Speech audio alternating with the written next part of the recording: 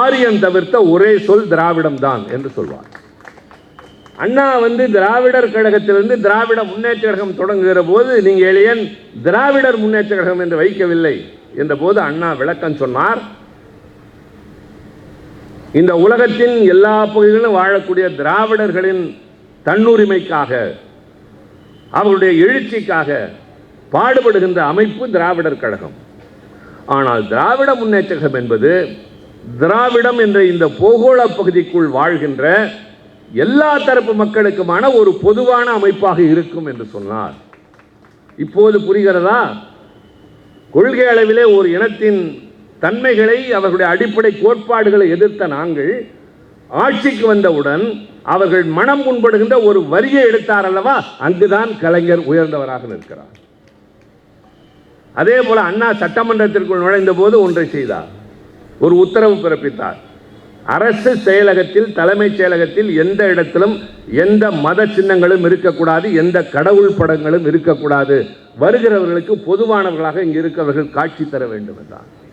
மதசார்பற்ற என்பதற்கு இலக்கணமாக திமுக ஆட்சி திகழ்ந்தது. ஆக ஒரு தமிழ்தாய் வாழ்த்துக்கு ஒரு பாடலை தேர்ந்தெடுக்கிற போது கூட கலைஞருடைய அந்த நுட்பம், காலப்பேழையும் கவிதை சாவியும் என்று அவர் ஒன்று எழுதினார், ஒரு தொடர் எழுதினார். படித்தவர்கள், படிக்கிற ஆர்வம் உள்ளவர்களுக்கு தெரியும்.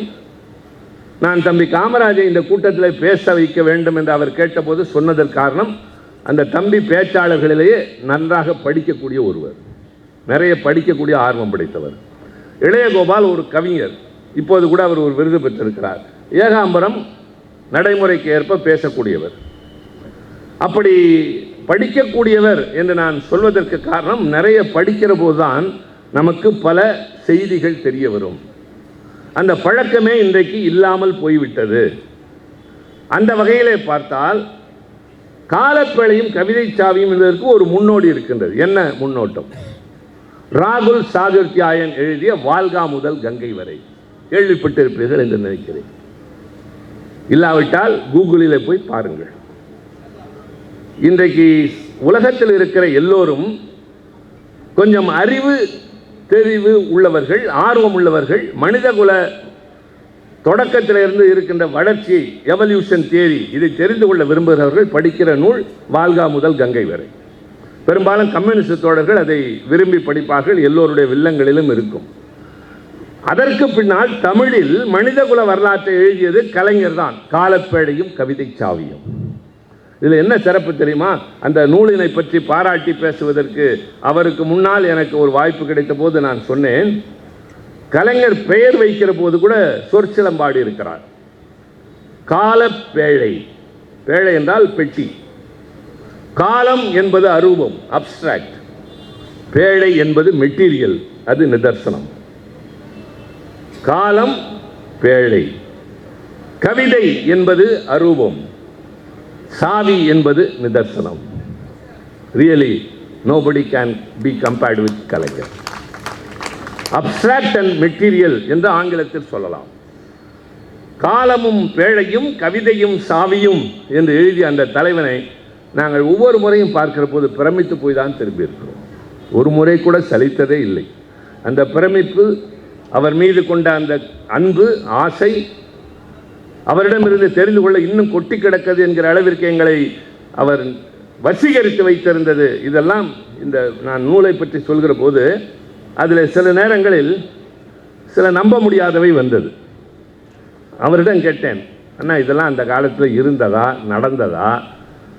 நீங்கள் எழுதிய காரணத்தால் நம்புகிறோம் என்ற போது அவர் சொன்னார், இலக்கியம் எழுதுகிற போது கொஞ்சம் கற்பனையும் வேண்டும் ஐயா, இல்லாவிட்டால் அது சுவையாக இருக்காது, அது வெறும் வரலாறாக மாறிடும் என்று சொன்னார். நீங்கள் பூம்புகார் படம் பார்த்தால் தெரியும், சிலப்பதிகாரத்தில் இல்லாத 2 காட்சிகள் வரும். என்ன சொல்லு சொல்லு, என்னன்னு சொல்லு. சிலப்பதிகாரத்தில் வராத காட்சி 2 காட்சிகள். திருமணம் ஆன உடனேயே கோவலன் மன்னன் நடத்துகிற ஒரு விருந்துக்கு செல்கிறான், ஒரு நடன நிகழ்ச்சி. அந்த நடன நிகழ்ச்சியில் ஆடுகிறவள் தான் மாதவி. திருமணம் ஆன அன்றே செல்கிறான். அந்த நடனத்தை பார்த்தவன் அவளை ஏலம் விடுகின்ற போது ஒரு பெரிய பொருள் கொடுத்து மாதவியை விலைக்கு வாங்கி வந்து விட்டான். பின்னர் அவளுடனே காலம் கழித்தான், திரும்பினான். இது சிலப்பதிகாரம். உங்களில் சிலர் கேட்கலாம், அது எப்படி ஒருவன் திருமணமான அன்றே போய் இன்னொரு நடன மாதுவை தனக்கான பொருளாக ஆக்கி கொண்டு திரும்பலாம், இது தமிழ் இலக்கியமா, தமிழ் மரபா என்று கேட்கலாம். கலைஞர் ஒரு காட்சியை சேர்த்திருப்பார். அந்த பெண் விற்பனைக்கு என்று சொன்னவுடன் அவளை வாங்குவதற்கு வணிக நிமித்தமாக ரோம் நாட்டிலிருந்து வந்த ஒரு யவன வாணிகன் பெரும் பொருள் மூட்டையோடு உட்கார்ந்திருப்பான், வயதானவன். இந்த வயதானவன் அந்த பெண்ணை கொண்டு போய் விடுவான் என்பதை தடுப்பதற்காக கோவலன் வாங்கியதாக கலைஞர் அதில் காட்டியிருப்பார்.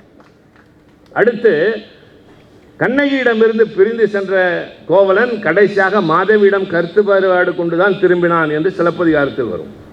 ஆனால் பூம்புகார் படத்தில் இடையிலே ஒரு காட்சி வரும்.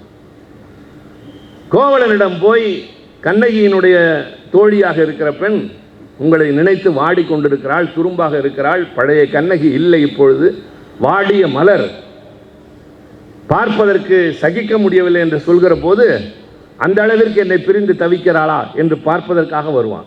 படத்தில் மட்டும்தான் வரும். அப்படி கோவலனாக நடிக்கிற SSR வருகிற போது ஏக்கத்தோடு திண்ணையிலே உட்கார்ந்து அவர் வருவாரா என்ற எதிர்பார்ப்போடு விஜயகுமாரி உட்கார்ந்து இருக்கிற போது ஒரு கோழி ஒன்று வீட்டுக்குள் போகும்.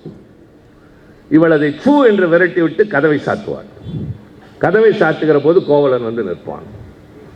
ஆக நாம் வருகிறோம் என்று முகத்தில் அடித்தார் போல் கதவை சாத்துகிறாள், இவளா என்னை பிரிந்து தவிப்போல் என்று திரும்புவது போல ஒரு கற்பனை காட்சியை கொண்டு வந்து அதில் சேர்த்திருப்பார். இதெல்லாம் யோசித்து பாருங்கள், இந்த கற்பனை எந்த கவிஞனுக்கு வந்திருக்கிறது, எந்த எழுத்தாளனுக்கு வந்து. இது மாதிரி சொல்லிக்கொண்டே போகலாம். பராசக்தியின் ஒவ்வொரு வசனமும், ஒவ்வொரு காட்சியும், ஒவ்வொரு பாத்திரமும். மனோகரா படத்திலே வந்த வசனங்கள், நாம் என்ற படத்திலே எம்ஜிஆருடைய பெயர் குமரன் என்பது. பாடல் வரும், அண்ணா வாழ்கவே குமரன் அண்ணா வாழ்கவே என்றுதான் வரும். இன்னொரு படத்திலே உதயசூரியன் என்று பாத்திரத்தினுடைய பெயர் வரும். மனோகரா படத்திலே கடைசியாக காக்கா ராதாகிருஷ்ணன் இறந்து போவார். இளைய ராணியினுடைய மகன் ஒரு சாதாரணமான அறிவு முதிர்ச்சி இல்லாத ஒருவனை மன்னனாக்க வேண்டும் என்று அவர் செய்கிற முயற்சி. ஆனால் அவனுக்கு மனோகராவின் மீது அன்பு உண்டு, அவன்தான் நேரடி இளவரசன். அந்த காக்கா ராதாகிருஷ்ணனாக நடிக்கிற அந்த வசந்த சேனையினுடைய மகன் வசனம் என்ன பேசுவார் தெரியுமா? போர் என்று சொல்கிற போது எனக்கும் போர் தெரியும், வாருங்கள் போகலாம். என்ன போர்? ஒன்று வைக்க போர், இன்னொன்று அக்க போர் என்று சொல்வார்.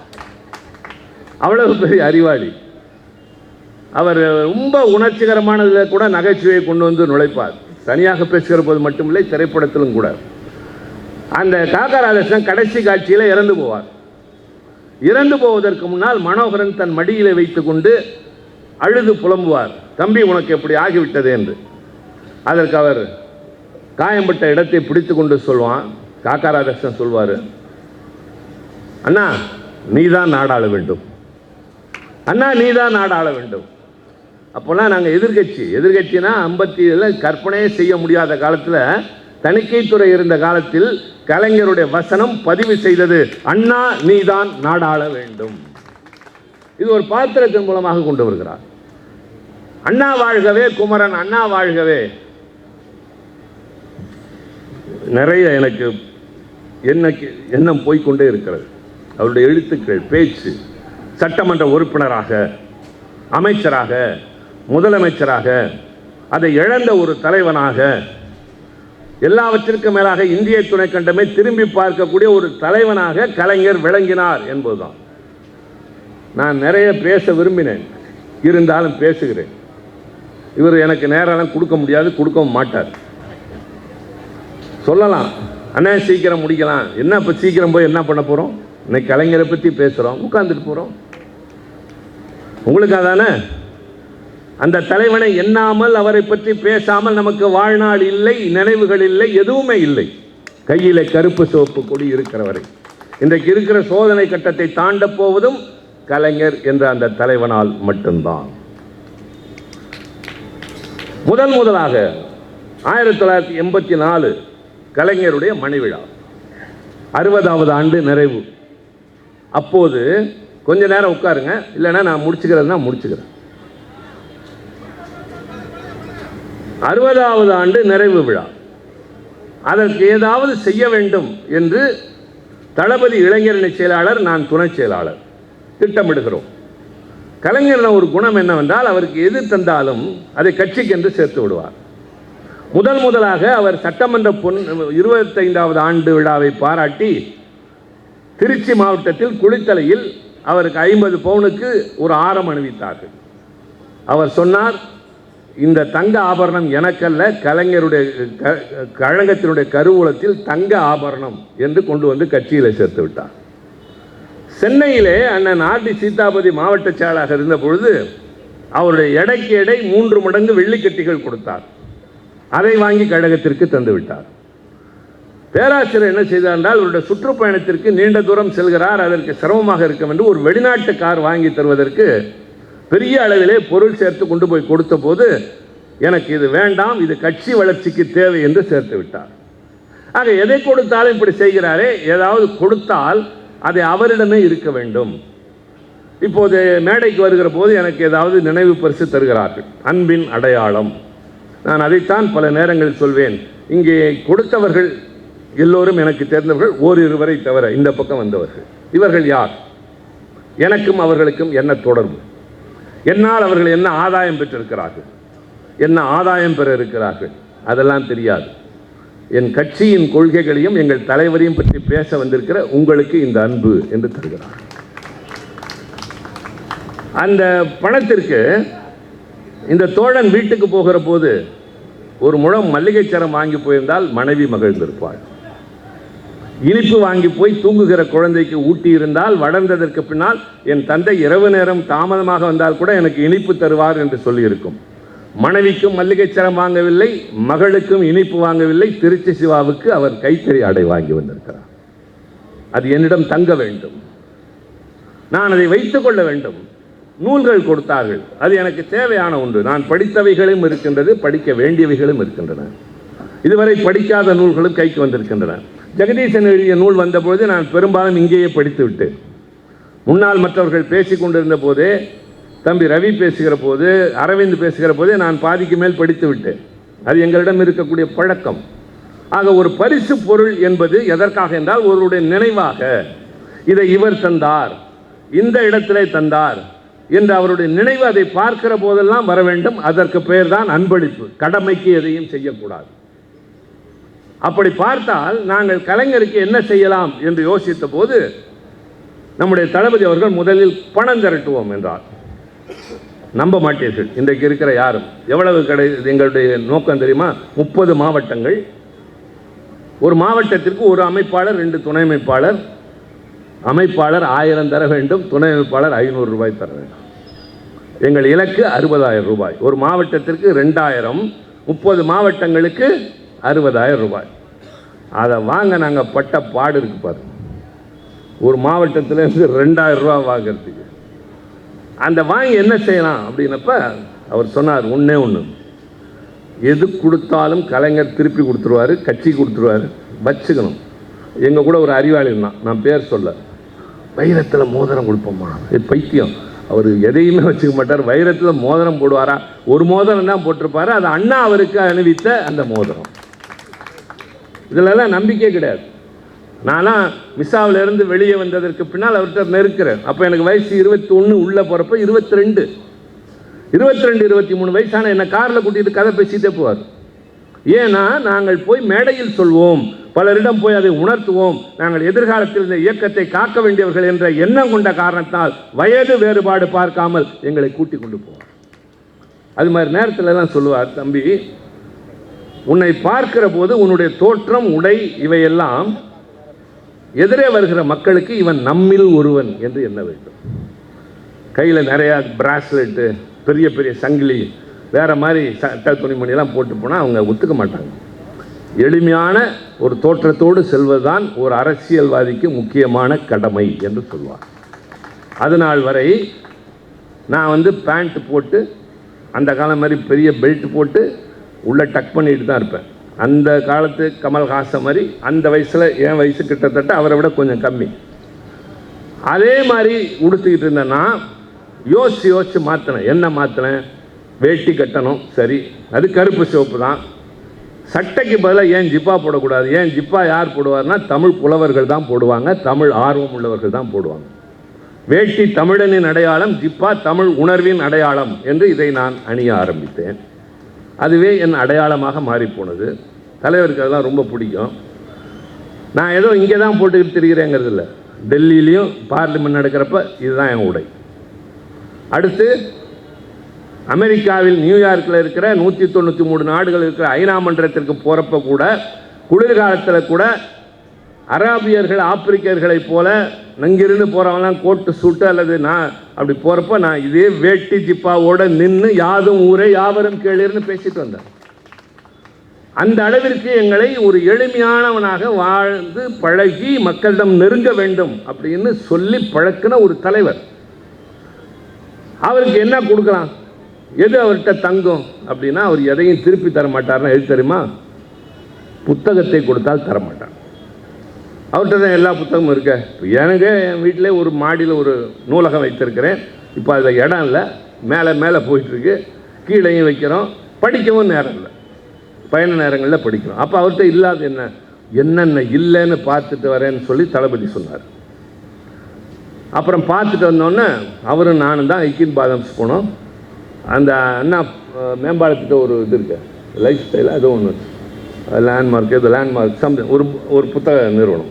இங்கெல்லாம் போய் அந்த புத்தகங்களை தேடி 50,000 ரூபாய்க்கு புத்தகங்கள், அதை வைக்கிறதுக்கு ஒரு 10,000 ரூபாய்க்கு சுழலும் ஒரு அலமாரி வச்சு அப்படி சுற்றினா ரொம்ப நாள் வரைக்கும் அங்கே தான் இருந்தது.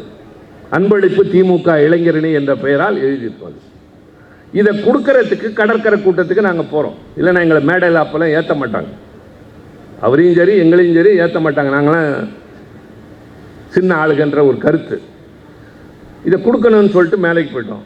அவரும் நின்றுட்டு தான் இருப்பார், நான் அங்கிட்டு தான் நின்றுட்டு இருப்பேன். அப்படி இருந்து வளர்ந்தவர் தான் இன்னைக்கு இந்த இயக்கத்தை நடத்துகிற தலைவர். அதுதான் நீங்கள் கவனிக்கணும். ஏதோ திடீர்னு ஒரு பதவியில் உட்காரல. படிப்படியாக உழைச்சி தெருவாக போய் கொடியேற்றி கூட்டம் பேசி போராட்டங்களில் கலந்து சிறைச்சாலைக்கு போய் பக்குவம் பெற்று பயிற்சி பெற்று இப்போ இந்த கட்சிக்கு தலைவராக இருந்தார். 5 ஆண்டு காலம் முதலமைச்சராக இருந்தார். எங்களுக்கு இருக்கு இல்லைங்கிறதான் இல்லை, திமுகங்கிற கட்சியின் கொடி எங்கள் கையில் இருக்கு. இந்த கட்சியினுடைய லட்சியங்கள் எங்களிடம் இருக்கு. அதை கொடுக்கறதுக்கு போனப்போ என்ன வேடிக்கைனா, இன்னைக்கு நான் பெரிய தலைவர்கள்லாம் பார்த்துட்டேன். நான் முதலில் நாடாளுமன்றம் போன போது அங்கே உள்ளே இருந்தவங்கெல்லாம் ஃபஸ்ட்டு நான் போகிறப்பே நான் ரொம்ப வியப்போடு போகிறேன். இங்கே தானே அம்பேத்கர் இருந்தார், இங்கே தானே நேரு இருந்தார், இங்கே தானே அண்ணா இருந்தாங்க, லோகியா இருந்தார், மதுதண்டன், அப்படியெல்லாம் பார்த்தவன் உள்ளே போய் பார்த்தா நரசிம்மராவ் இருக்கார், சந்திரசேகர் முன்னாள் பிரதமர் இருக்கிறாரு, பிஜு பட்நாயக் இருக்கிறாரு, இந்திரஜித் குப்தா, வாஜ்பாய், அத்வானி, இதெல்லாம் பனத்வாலான், எல்லா தலைவர்களும் இருக்காங்க. எந்திரிச்சு பேசினா எல்லாரும் நம்மளே பார்த்தா வெட்டன்னு கால்லாம் நடுங்கும். அவ்வளவு பெரிய தலைவர்கள்லாம் இருந்த மாதிரி இன்றைக்கி நான் நிறைய பேரை பார்த்துட்டு தான். அந்த மேடையில் யார் வந்திருந்தா கலைஞரை வாழ்த்துவதற்குனா அவருடைய மணி விழாவுக்கு பாபுஜி ஜெகஜீவன் ராம், அவர் தன்னிகரற்ற ஆதி திராவிடர்களின் தலைவர் இந்தியாவில். பகுகுணா உத்தரப்பிரதேசத்தினுடைய முதல்வராக இருந்தவர். அப்புறம் ஃபரூக் அப்துல்லா, அப்போ தான் காஷ்மீரிலே ஷேக் அப்துல்லாவுக்கு பின்னால் முகிழ்க்க ஆரம்பித்திருந்த தலைவர். இப்படி தலைவர்கள் நிறைய பேர் இருக்கிறாங்க. அந்த மேடையை நாங்கள் எப்படி பார்த்துட்ருக்கோம். ஒருத்தர் இவர் தானா அவ்வளவுதான் நமக்கு அப்போ முடிஞ்சது. இன்றைக்கி நம்மளுடைய வாழ்க்கை மாதிரி எங்களை அங்கே இருக்கிறவங்க பார்க்குறாங்கன்னா அதுதான் திராவிட முன்னேற்ற கழகம். சாதாரணமான ஆள் போய் டெல்லியில் நிற்கிறது. அவங்க எல்லாம் ஒரே கருத்தை சொன்னாங்க. என்ன சொன்னாங்கன்னா, இதுதான் நீங்கள் கவனிக்கணும். கலைஞர் அவர்களை, நீங்கள் ஒரு மாநில கட்சியின் தலைவர், நீங்கள் மாநிலத்தின் முதல்வராக மட்டுமே இருந்தவர். ஆனால் டெல்லி முக்கியமான கட்டங்களில் விவாதிக்கிற போது, அரசியல் பிரச்சனைகளை பேசுகிற போது உங்கள் பெயர் வராமல் இருந்ததில்லை. உங்களுடைய அசைவுகள் எங்களை பல நேரங்களில் யோசிக்க வைத்திருக்கின்றன. அவசர நிலை காலத்தில் இந்தியாவிலேயே அந்த அவசர காலத்தை துணிந்து நின்று எதிர்த்த 2 மாநிலங்களில், முதலாவது தமிழ்நாடு, 2வது குஜராத், அது கூட கொஞ்ச நாளில் ஆழ்ந்து அமைந்து போனது. ஆனால் அணையாத ஒரு புரட்சி மண்ணாக தமிழ்நாடு விளங்கியதற்கு கலைஞர் நீங்கள் தான் காரணம். எனவே நாங்கள் இப்போது அழைக்கிறோம். என்ன சொல்லி? நீங்கள் ஒரு மாநில எல்லைக்குள்ளே நின்று விடாதீர்கள், அகில இந்திய அரசியலுக்கு வாருங்கள், உங்களை பிரதமராக்குகிறோம், குடியரசுத் தலைவர் ஆக்குகிறோம் என்றார். எங்களுடைய வயதுக்கு அல்லது என்னுடைய வயதுக்கு அப்போது நினைத்தது, பலே தலைவர் குடியரசுத் தலைவராக போகிறார், பிரதமராக போகிறார் என்று எண்ணினேன். என்னோடு சிலரும் சேர்ந்து எண்ணி இருக்கலாம். கலைஞர் பேசுகிறார். அதுதான் இளைஞர்கள் குறித்து கொள்ள வேண்டியது. ஒரு கட்சிக்கு வந்த உடனே பதவி வந்த உடனே அதில் அடையாளம், அதில் ஒரு அதிகாரம், அது இல்லைன்னா காண போகிறது அல்ல. நான் மிசாவிலிருந்து வந்து 20 ஆண்டுகளுக்கு பின்னால் தான் எனக்கு முதல்ல தேர்தலிலேயே இடம் கிடைச்சது. அதுக்கு பின்னால் இடைவெளி விட்டு நான் தொடர்ந்து இருந்துட்டு அது வேற. ஆனால் அதுவரை பொறுத்திருக்கிற தன்மை இருந்தது. 20 ஆண்டு காலம் மாவட்ட மாணவரணி அமைப்பாளராக, இளைஞரணி அமைப்பு குழு உறுப்பினராக, இளைஞரணி துணைச்செயலாளராக, மாணவரணி செயலாளராக இப்படியெல்லாம் இருந்ததற்கு பின்னால் தான் நான் நாடாளுமன்றத்திற்கு வாய்ப்பு எனக்கு கிடைச்சது. அப்படி ஒரு பக்குவத்தையும் கலைஞர் எங்களுக்கு வளர்த்திருந்தார். பதவி வருது இல்லை, தேர்தல் வாய்ப்பு வருது இல்லை, கலைஞருக்கு பின்னாடி நிற்கணும்னு அப்படி ஒரு ஈர்ப்பு, இந்த கொடி மேலே ஒரு பாசம், அது ஒரு இனம் புரியாத ஒன்று. என் திருமணத்தின் போது பட்டு வேட்டி எடுத்து கொடுத்த போது நான் கட்டிக்கொள்ள மறுத்தேன். ஏன்னாங்க திருமணத்துக்கு நாங்கள் கருப்பு சேப்பு போட்டு தரீங்களா, கட்டிக்கிறேன். இதுக்காண்டி என் மனைவியின் தந்தை வந்து காஞ்சிபுரத்தில் ஒரு வேட்டியை அப்போ செஞ்சு கொண்டு வந்தார். இப்போல்லாம் கிடைக்குது. அப்போலாம் அந்த மாதிரி வராது. பட்டு வேட்டியில் கருப்பு சிவப்பு போட்டு கொண்டு வந்தோன்னு தான் நான் கட்டிக்கிட்டேன். அப்படி ஒரு பைத்தியமாக நாங்கள் இருக்கிறோம். அந்த கலைஞர் பேசுகிறார், பதில் சொல்லி என்ன சொல்கிறார்? நான் மெத்தவும் மதிக்கிற தலைவர்கள் பாபுஜியும் பகுஜனாவும் ஃபரூக் அப்துல்லா எல்லா தலைவர்களையும் சொல்லி இவர்கள் எல்லாம் என்னை அகில இந்திய அரசியலுக்கு வா என்று அழைத்தார்கள். நேரடியாக வராமல் ஒரு உதாரணம் சொல்றார். இன்று மாலை பத்திரிகை என் கரங்களில் இருக்கின்றது. இன்றைக்கு எல்லோரும் அதைத்தான் படித்தார்கள். இதுதான் தலைப்பு செய்தி. என்ன தலைப்பு செய்தி? முதலாக இந்தியா விண்வெளிக்கு அனுப்பிய ஒரு விண்கலம் பறந்து கொண்டிருக்கின்றது. அதில் முதலாக 2 இந்தியர்கள் உலகத்தை வலம் வந்து கொண்டிருக்கிறார்கள். ராகேஷ் சர்மா, மல்ஹோத்ரா என்பது அவர்களுடைய பெயர். எல்லோரும் வானத்தில் இருக்கிற அந்த 2 பேரை பார்க்கிறார்கள், அந்த விண்கலத்தை பார்க்கிறார்கள். ஆனால் ஒன்றை மறந்து விடுகிறார்கள். அந்த விண்கலத்தின் போக்கையும் உள்ளே இருப்பவர்கள் என்ன செய்ய வேண்டும் என்பதையும் தீர்மானிக்கிற கட்டுப்பாட்டு அறையும் சாதனமும் பூமியிலே தான் இருக்கிறது. அகில இந்திய தலைவர்களே, நீங்கள் அரசியல் வானில் பறக்கிற விண்கலமாக இருக்கலாம், அதில் பறக்கிற விண்வெளி வீரர்களாக இருக்கலாம், இந்தியாவே தலைகளாக புரட்டலாம். ஆனால் எப்போது என்ன நடக்க வேண்டும் என்று தீர்மானிக்கிற கட்டுப்பாடு சாதனமாக திராவிட முன்னேற்ற கழகம் தமிழ்நாட்டில் தான் இருக்கும். சொல்லிவிட்டு சொன்னார், எனக்கு பெரிய பொறுப்புகள் என்றீர்கள். என் ஆசை என்ன தெரியுமா? என் நாக்கு தடுமாறாமல் கடைசி தமிழ் சொல்லை உச்சரிக்கிற வரை, என் கரங்கள் நடுங்காமல் நான் கடைசி எழுத்தை எழுதுகிற வரை, என் கால்கள் சோர்ந்து போகாமல் நடந்து எடுத்து வைக்கிற கடைசி அடி வரை, என் பேச்சு, எழுத்து, மூச்சு, செயல் அத்தனையும் தமிழன், தமிழ்நாடு என்பதற்காகவே இருக்குமே தவிர வேறு எதை நோக்கியும் செல்லாது என்று சொன்னாரே. அன்றுதான் வியந்தோம். பதவி எங்கள் தலைவனை ஆட்கொள்ளவில்லை, இந்த தமிழ் இனம்தான் அவரை ஆட்கொண்டது. அவர் உருவாக்கி வைத்து விட்ட போன வெறும் புகழஞ்சலி என்பது கூட அல்ல, நான் புகழ் நினைவை போற்றுகிறோம். அவருடைய புகழினை, அவருடைய நினைவுகளை, அவருடைய ஆற்றலை, அறிவை, சாதனைகளை பேசினால் ஒரு நாள் முழுவதும் பேசிக்கொண்டே இருக்கலாம். தம்பி அதை ஒரு கருத்தரங்கமாகவே நடத்தலாம். அதை செய்யக்கூடிய வல்லமை அவருக்கு உண்டு. செயல் வீரன். மரத்தான் போட்டியிலே தனி சரித்திரம் படைப்பதைப் போல அதையும் நடத்தலாம். எனக்கு அதில் எல்லாம் நான் ஆர்வம். எல்லாத்தையும் கூப்பிட்டு பேசுங்க. ஒவ்வொரு தலைப்பில் கலைஞரை பற்றி பிச்சு போடுவோம். இன்னைக்கு இருக்கிறவங்களெல்லாம் பார்த்து வேணா பரவசப்படட்டும், எங்கள் தலைவனுக்கு ஈடாக கொண்டு வந்து காட்டுங்க பார்ப்போன்னு சொல்லுங்கள். நான் இப்போ அவங்களெல்லாம் பற்றி பேசவே இல்லை, பேச வேண்டிய அவசியமே இல்லை. எங்கள் கட்சி, எங்கள் தலைவன், எங்கள் சாதனைகள், எங்கள் கொள்கைகளை பேசுவதற்கு எங்களுக்கு நேரம் இல்லை என்கிற போது, அவருக்கு பின்னால் தளபதி அவர்கள் இதை 5 ஆண்டு காலம் நடத்தி என்னென்ன செய்தார் என்கிற போது, இன்றைக்கு கட்சி நடத்துகிறோம் என்கிற போது, எதிர்கட்சி தலைவராக தம்பி உதயநிதி ஸ்டாலின் அடுத்த தலைமுறையாக வந்து உட்கார்ந்து இருக்கிற போது, நாங்கள் மற்றவர்களை பேச வேண்டிய அவசியத்தின் போது பேசுவோம், அல்லது மற்றவர்கள் பேசுவார்கள். ஆனால் இன்றைக்கு நான் பேசிய இந்த கலைஞருடைய பல பரிமாணங்களில் ஒரு சிலவற்றை மட்டும் இன்றைக்கு நான் சில புதியவற்றை உங்களோடு பகிர்ந்து கொண்டிருக்கிறேன். ஏதோ அழைத்தார்கள் கடமைக்கு பேசிவிட்டு போவோம் என்பதல்ல. இந்த நாள், இன்றைக்கு நாம் பேசிய பேச்சு, பகிர்ந்து கொண்ட கருத்துக்கள், இரவு நீங்கள் உறங்கச் சென்றதற்கு பின்னால் கலைஞருடைய நினைவலைகள் உங்கள் நெஞ்சிலே புரள வேண்டும். அந்த தலைவனுடைய உயர்வு உங்களை உறங்க செய்யாமல், இவ்வளவு அற்புதமான தலைவன் வாழ்ந்து கொடுத்து விட்டு போன இயக்கம் இந்த நாட்டில் காப்பாற்றப்பட வேண்டும் என்ற உறுதி பிறக்க வேண்டும்.